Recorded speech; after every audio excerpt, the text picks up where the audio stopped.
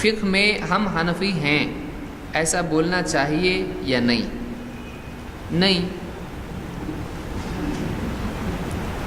ایک آدمی فقہ میں کسی ایک آدمی کا پابند کیوں ہو، یہ اس بات کی علامت ہے کہ ایک ہی آدمی فقیہ ہے، وہ یہ مانتا ہے کہ دوسروں کا فقہ معتبر نہیں ہے، تو اپنے اوپر کسی ایک آدمی کی تمام باتیں لازم کر لینا یہ رسول کے سلسلے میں تو ہو سکتا ہے، غیر رسول کے سلسلے میں نہیں ہو سکتا ہے۔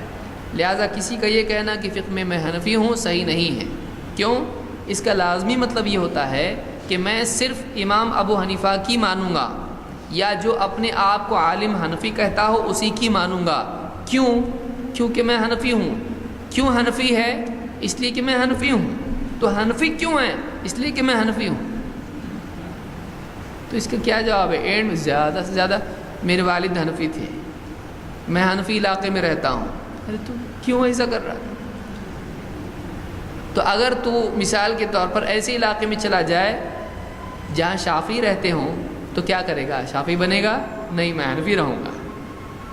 یہی وجہ ہے کہ بہت سارے لوگ شافعی علاقوں میں جاتے ہیں، وہ حنفی نہیں بنتے، شافعی نہیں بنتے ہیں۔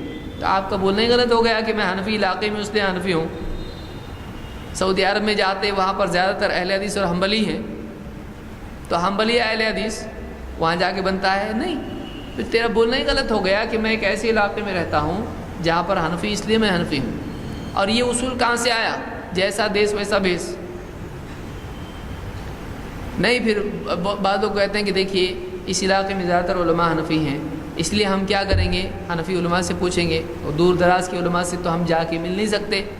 اس دور میں یہ عذر بھی ختم ہو گیا، فون ہے نا آپ کے پاس، تو دنیا بھر میں کوئی بھی عالم ہو آپ اس سے پوچھ سکتے ہیں۔ اب کیوں؟ آپ جگہ کی قید ختم ہو گئی ابھی۔ تو یہ سارے جو بھی معاملات ہیں، ایک آدمی کو چاہیے کہ وہ قرآن و سنت کا علم رکھنے والے عالم سے پوچھے۔ وہ قرآن و سنت کا علم رکھنے والا، صحیح العقیدہ اور دین کی گہری سمجھ رکھنے والا عالم، ایسا آدمی جو بھی ہے اس سے دین کی باتیں پوچھے۔ اللہ نے فرمایا فَاسْأَلُوا أَهْلَ الذِّكْرِ إِن كُنتُمْ لَا تَعْلَمُونَ۔